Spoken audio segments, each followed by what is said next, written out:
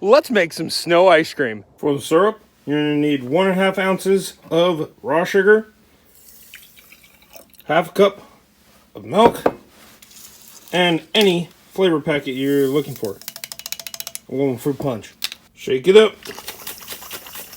When collecting snow, do not collect the yellow snow. If it looks like this, do not eat it. Right, Bo?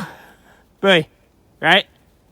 When collecting snow, find an area where there's no trees overhead. What you're looking for is a nice clean area. So you want to just basically take a bowl and fill it up.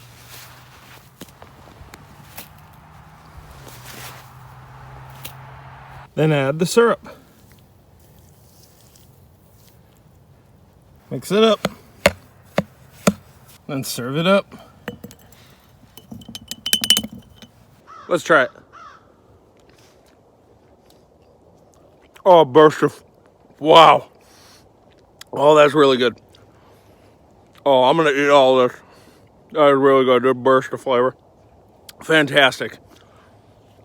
Go make it.